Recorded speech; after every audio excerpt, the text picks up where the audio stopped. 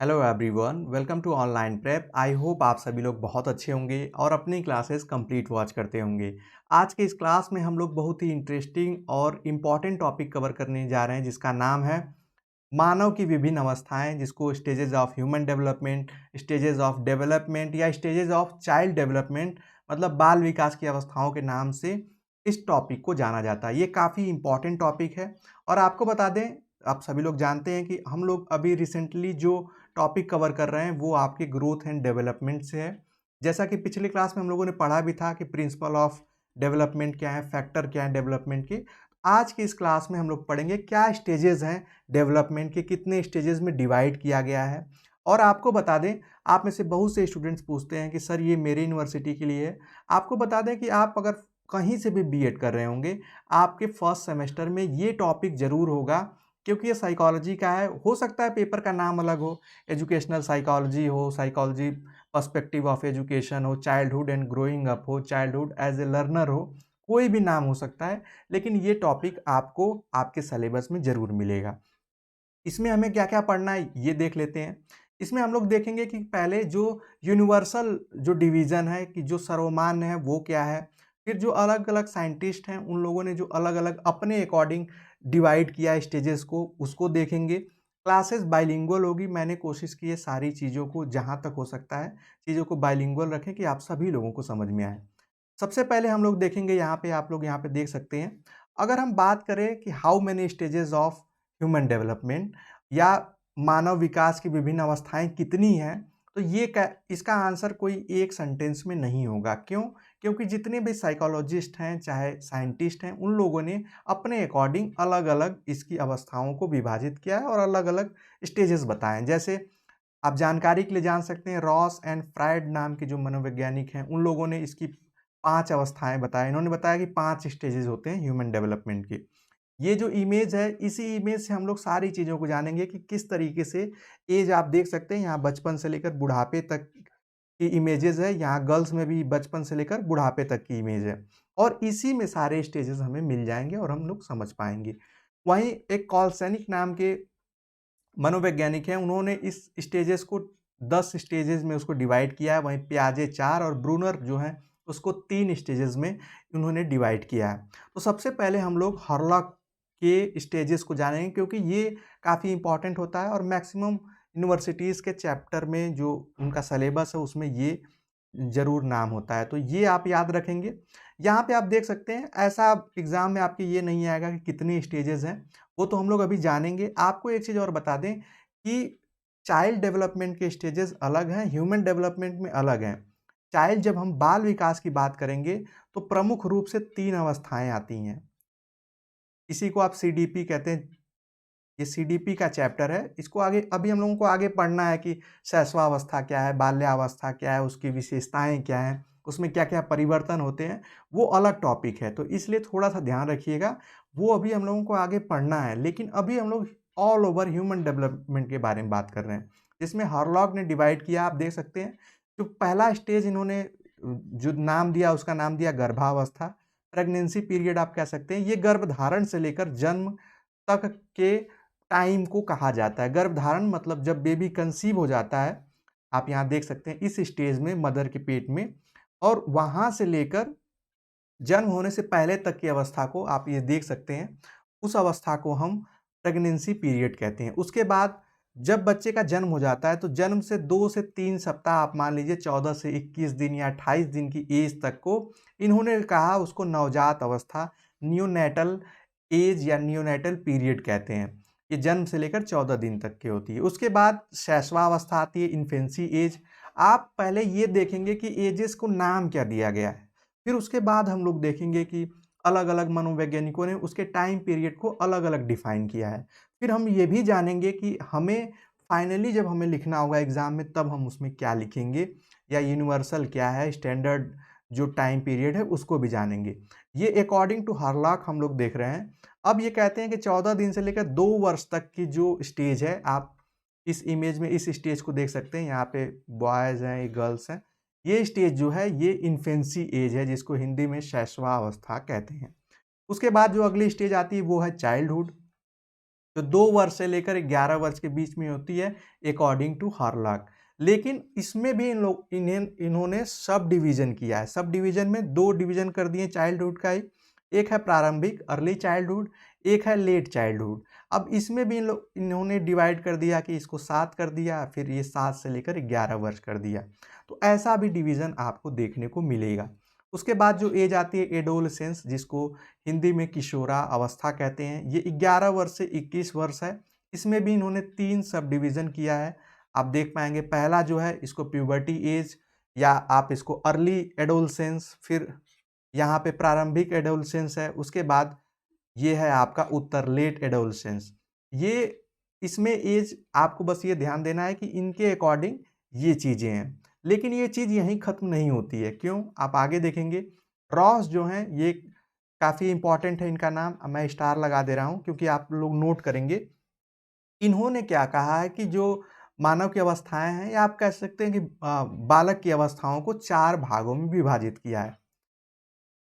बालक की अवस्थाओं, बच्चे की अवस्थाओं को 4 भागों में इन्होंने विभाजित किया है। पहला ये कहते हैं इन्फेंसी है, शैशवावस्था, जो कि इनके अकॉर्डिंग 1 से लेकर 3 वर्ष का काल है।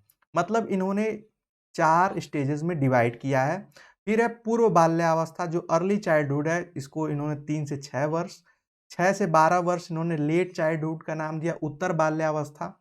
आप इस इमेज में देख सकते हैं, आप इस एज को पूर्व कह सकते हैं, इसको उत्तर कह सकते हैं, जिसमें 3 से 4 साल का अंतर हो। उसके बाद किशोरावस्था को इन्होंने डिफाइन किया और उसको जो ये टाइम देते हैं वो 12 वर्ष से लेकर 18 वर्ष की एज को एडोलेसेंस या किशोरावस्था कहते हैं। यहाँ तक समझ में आया? तो आगे देखिए एक और मनोवैज्ञानिक हैं डॉक्टर, आप यहाँ पे इनका नाम जो है अर्नेस्ट जून्स है।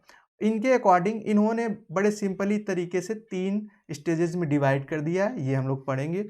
सीले के अकॉर्डिंग टू सीले इन्होंने कहा कि इन्होंने भी इस अवस्था को वही जिस तरीके से 4 भागों में रॉस ने डिवाइड किया है, तो लगभग कुछ उसी तरीके से इन्होंने भी डिवाइड किया है। लेकिन एक चीज़ आप लोग ध्यान देंगे कि ये शैशवावस्था मतलब इन लोगों का जो एक स्टेजेस जो कैटेगराइजेशन है, इसमें आप देखेंगे कि ये सीधे 0 से ही मान रहे हैं। मतलब गर्भावस्था में जब बच्चा माँ के गर्भ में होता है, पेट में होता है, उसको इन लोगों ने अभी तक नहीं लिया है। जैसे आप देख पाएंगे ये जन्म से लेकर 3 वर्ष तक की शैशवावस्था, बाल्यावस्था को 3 से 6, फिर उत्तर 6 से 12 और किशोरावस्था को 13 से 18 सीले मानते हैं।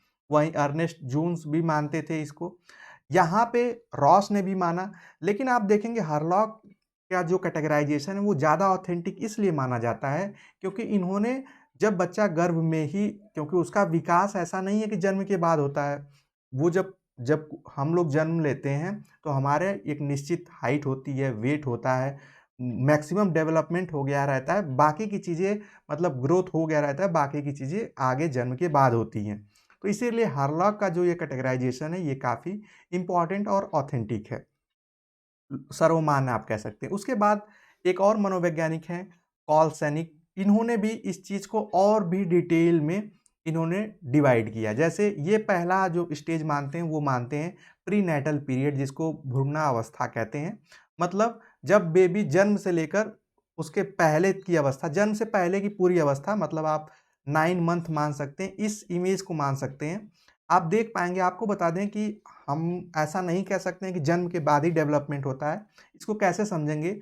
जब 9 मंथ का होता है तब से 9 वीक, सप्ताह से माँ के गर्भ में आप इस इमेज से देख सकते हैं, ये ग्रोथ एंड डेवलपमेंट बेबी का होने लगता है, बच्चे का होने लगता है। उसमें देखिए क्या-क्या अंतर आता है, ये काफ़ी इंपॉर्टेंट है, आप सभी लोग नोट कर सकते हैं इसको। जब 12 वीक होते हैं सप्ताह में, आपको बता दें जो ये सारी चीज़ें होती हैं ये बायोलॉजी की, मतलब बायोलॉजी की भी चीज़ें हैं और इसमें कुछ मैक्सिमम चीज़ें जो हैं वो वीक और मंथ में ही मेजर की जाती हैं, मापी जाती हैं, देखी जाती हैं, परखी जाती हैं। तो 12 सप्ताह में ही ये निर्धारित होता है कि ये मेल है बेबी या फीमेल है। ये ध्यान रखेंगे, ये काफ़ी इंपॉर्टेंट है, एग्ज़ाम में क्वेश्चंस आते हैं, कॉम्पिटिटिव एग्ज़ाम में आते हैं कि कितने सप्ताह में ये लिंग निर्धारण जिसको कहते हैं, सेक्स ऑर्गन डिटर्मिनेशन या डिफरेंशिएट जो होता है वो यहीं पे होता है, इसी 12 वीक के स्टेज पे। 16 वीक में क्या होता है, जो उँगलियाँ होती हैं पैरों और हाथों की वो भी डेवलप करने लगती हैं। लेकिन सबसे पहले जो डेवलपमेंट होता है वो ब्रेन का हो, मतलब इस पोर्शन का होता है, जो हमारे सर का जो पोर्शन है इसका होता है। उसके बाद जब बच्चा 20 सप्ताह का होता है, 20 वीक्स का, तब उसको हियरिंग बिगिंस, वो सुनने, मतलब सुनने की क्षमता उसमें विकसित होती है। ये सारी चीज़ें माँ के गर्भ में ही होती हैं, ये ध्यान देंगे। उसके बाद जब वो 24 सप्ताह का होता है तब उसके लंग्स डेवलप करते हैं, उसके फेफड़े डेवलपमेंट होता है। फिर उसके बाद ब्रेन और तेज़ी से डेवलप होता है 28 वीक में। उसके बाद 32 वीक में उसके बोन जो होते हैं, हड्डियाँ जो होती हैं, वो लगभग फुली, मतलब आप डेवलपमेंट कह सकते हैं। हालाँकि उसके बाद भी जैसे मसल्स जो होते हैं वो 36 सप्ताह में डेवलप करते हैं, और 40 सप्ताह में जाकर बेबी फुल टर्म डेवलपमेंट होता है, मतलब पूरी तरीके से अब बच्चे का विकास हो जाता है जन्म से पहले तक। तो ये 40 सप्ताह इसमें लगते हैं। तो इसके अकॉर्डिंग कार्ल सैनिक ने इन चीज़ों को बाँटा है। इससे पहले के जो मनोवैज्ञानिक हैं उन लोगों ने इस एज पे, आप यहाँ देख सकते हैं कि 40 सप्ताह के, मतलब जन्म से पहले वाली एज पे ज़्यादा फोकस नहीं कर रहे थे। लेकिन यहाँ पे आप देख पाएँगे इनके अकॉर्डिंग प्रीनेटल एज हम लोगों ने देख लिया जन्म से पहले। फिर इन्होंने जो दूसरी स्टेज बताई वो बताई नवशैशवावस्था, जिसको नियोनेटल पीरियड कहते हैं। जन्म से 4 सप्ताह तक, मतलब 1 मंथ आप मान लीजिए, 1 मंथ तक के बेबी को इन्होंने कहा कि ये नव नेटल पीरियड है, मतलब शैशवावस्था से भी पहले। यहाँ पे ये लोगों ने सिर्फ एक नाम दिया शैशवावस्था, इन्होंने कहा नवशैशवावस्था। फिर उसके बाद अर्ली इन्फेंसी, आरंभिक शैशवावस्था, जो कि 5 माह से लेकर 15 माह तक, मतलब 1.5 साल आप ऐसे मान लीजिए इसको अप्रॉक्स। फिर उसके बाद लेट इन्फेंसी, जो कि आप यहाँ पे देख सकते हैं 1.5 साल या 15 माह से लेकर 30 माह तक के बेबी को इन्होंने लेट इन्फेंसी का टाइम एज उसको कैटेगराइज किया। फिर उसके बाद इन्होंने, आप यहाँ देख पाएंगे चाइल्डहुड को भी इन्होंने 3 कैटेगराइजेशन किया है। पहला है अर्ली चाइल्डहुड, जिसको पूर्व बाल्यावस्था कहते हैं, जो 2.5 साल से 5 वर्ष, ये इनके अकॉर्डिंग है, ध्यान रखिएगा। फिर मिडिल चाइल्डहुड, जो कि 6 से 9 वर्ष तक, फिर 9 से 12, लेट चाइल्डहुड, फिर एडोलेसेंस, जो 12 से लेकर 21 वर्ष तक। ऐसा नहीं है कि इसके आगे इन्होंने नहीं दिया है, लेकिन जो हम लोग पढ़ेंगे, जो आप लोग बीएड में पढ़ेंगे, वो हम लोग बेसिकली एडोलेसेंस, किशोरावस्था तक ही पढ़ते हैं। उसके आगे की, मतलब चीज़ों को पढ़ने की ज़रूरत नहीं होती है, क्योंकि हमें टीचर बनना होता है। तो यूजुअली हम लोग जो स्कूल टाइम होता है उसमें इसी एज तक के बच्चों पे ज़्यादा फोकस रखा जाता है। अब हम लोग एक और चीज़ जानेंगे कि इंडियन पर्सपेक्टिव में, भारत के परिप्रेक्ष्य में, इस विकास की अवस्थाओं को कितने भागों में विभाजित किया गया है। जैसे पहला जो है गर्भावस्था, मैं अब आप लोगों को बता चुका हूँ कि प्रेगनेंसी पीरियड क्या है, तो बस हम लोग इसको ऐसे क्विकली देखते जाएंगे। शैशवावस्था, इन्फेंसी एज जो है जन्म से 5 वर्ष, बाल्यावस्था 5 से 12 वर्ष, किशोरावस्था जो है वो 12 से 18 वर्ष। आपको जब आप लिखेंगे अपने एग्ज़ाम में तो आपको एग्ज़ाम्पल देते समय बताना पड़ सकता है, तो इसलिए ये काफ़ी इम्पॉर्टेंट होगा कि आप देखिए। अब यहाँ पे हम लोग एडोलसेंस के आगे भी देखेंगे, क्यों? क्योंकि हम लोग ह्यूमन डेवलपमेंट पढ़ रहे हैं। अगर हम लोग चाइल्ड डेवलपमेंट पढ़ते तो सिर्फ़ और सिर्फ एडोलसेंस तक ही चीज़ों को पढ़ते और जानते। फिर उसके बाद आप यहाँ देखेंगे युवावस्था, जिसको यूथ एज कह सकते हैं, जो 18 से 30 वर्ष मानी जाती है। कहीं-कहीं पे ये 25 भी लिखा हो सकता है, ठीक है? उसके बाद है प्रौढ़ावस्था, एडल्टहुड एज जो है, इसमें 30 से 60 वर्ष मानी जाती है। ये एज आप यहाँ पे देख सकते हैं, ये प्रौढ़ावस्था आप इसको मान सकते हैं। फिर उसके बाद आती है 60 से लेके जीवन के अंत तक की एज, आप बुढ़ापा कह सकते हैं या इसको वृद्धावस्था कहते हैं। तो ये मेजर मेजर आप यहाँ देख सकते हैं 1, 2, 3, 4, 5, 6, 7। ये 7 अवस्थाएँ इंडियन पर्सपेक्टिव से काफ़ी इम्पोर्टेंट हैं और इसको माना जाता है। हो सकता है कुछ किताब में इसका जो 60 की जगह 55 लिखा हो, लेकिन उससे कन्फ्यूज़ मत होइएगा आप लोग। अब बात आती है western, according to western perspective, पाश्चात्य परिप्रेक्ष्य में हम लोग क्या डेवलपमेंट के कितने स्टेजेस को जानते हैं, पढ़ते हैं और जानना चाहिए, समझना चाहिए। उसको इस, आप देख सकते हैं स्टेजेस ऑफ ह्यूमन डेवलपमेंट के अकॉर्डिंग जानेंगे। जो भी स्टूडेंट्स इंग्लिश मीडियम के हैं वो भी इसको समझ लें। प्रीनेटल पीरियड है वही जो सेम, इसको कंसेप्शन से बर्थ तक, गर्भधारण से लेकर जन्म तक के एज को कहा जाता है। इन्फेंसी पीरियड जो है ये थोड़ा सा ब्रॉड में और डिटेल्ड में है। ये किस आधार पे, मतलब किस बेसिस पे इसका कैटेगराइजेशन किया गया है, इन सभी जितने भी साइंटिस्ट ने अपने जो कैटेगराइजेशन दिए, अपने अकॉर्डिंग जो चीज़ें बताई, उनको जब ओवरऑल करके हम देखते हैं तो इतने स्टेजेस आते हैं फाइनली। इसमें आप देख सकते हैं इन्फेंसी एज, बर्थ से लेकर 1 माह तक, 1 मंथ तक, फिर बेबीहुड, चाइल्डहुड से पहले भी एक एज डिफाइन की गई जिसको बेबीहुड का नाम दिया गया। आप इस एज को कह सकते हैं, हालांकि इस एज को कह सकते हैं बेबीहुड। उसके बाद आती है चाइल्डहुड। चाइल्डहुड में पहले अर्ली चाइल्डहुड, जो 2 से 6 वर्ष तक के बच्चे आप ये इस एज में मान सकते हैं। फिर लेट चाइल्डहुड, लगभग इस एज में 6 से 12 वर्ष में। फिर एक एज आती है एडोलसेंस से पहले, प्यूबर्टी एज। ये मेल और फीमेल में, बच्चे और बच्चियों में इसमें थोड़ा सा अंतर होता है। जैसे प्यूबर्टी एज जो होती है वो गर्ल्स में पहले आती है 12 से लेकर 12 से लेकर 11 से 12 वर्ष में, और बच्चों में जो है मेल में 12 से 13 वर्ष के बीच में आती है। इसमें हमारे जेंडर के अकॉर्डिंग बहुत सारे चेंजेस होते हैं हमारे बॉडी में। ये हम लोग आगे पढ़ेंगे डिटेल में क्या क्या चेंजेस होते हैं, फिजिकल, मेंटल, ऐसी सारी चीज़ें। फिर एडोलसेंस है। एडोलसेंस में भी आपको जैसा कि बहुत सारे इसमें भी प्री और मिडिल ऐसा कैटेगराइजेशन है, लेकिन आप मानेंगे कि जब आपको एग्जाम में लिखना होगा एडोलसेंस एज, तब आप 12 से 18 लिखेंगे। अभी मैं आगे बताऊंगा डिटेल में। यहाँ पे 13 से 21 लिखा है हालांकि। एडल्टहुड, प्रौढ़ावस्था में, प्रौढ़ावस्था का मतलब होगा 21 से लेकर 40 वर्ष तक। इसमें भी अर्ली एडल्टहुड है। अर्ली का मतलब हो जाएगा यहाँ पे 21 से लेकर 30 तक। फिर उसके बाद अर्ली के बाद जो होगा वो एडल्टहुड, मतलब लेट एडल्टहुड होगा। फिर मिडिल एज आती है 41 से 60 वर्ष तक, कुछ ये एज। फिर 60 से एंड ऑफ लाइफ तक जो है वो ओल्ड एज या वृद्धा अवस्था कहते हैं। ये तो हम लोगों ने देखा कि कैटेगराइजेशन देखा ह्यूमन डेवलपमेंट का। अब हम लोग जानेंगे कि हमें किस कैटेगराइजेशन को पढ़ना है और जानना है। तो आप लोग नोट कर लें, देख लें, वो सबसे इम्पॉर्टेंट है। ये जो फर्स्ट जो हम लोग अभी इसको लीव किए थे, इसको आप लोगों को जानना चाहिए, नोट करना चाहिए, और इसी के अकॉर्डिंग हम लोग आगे की चीज़ों को पढ़ेंगे।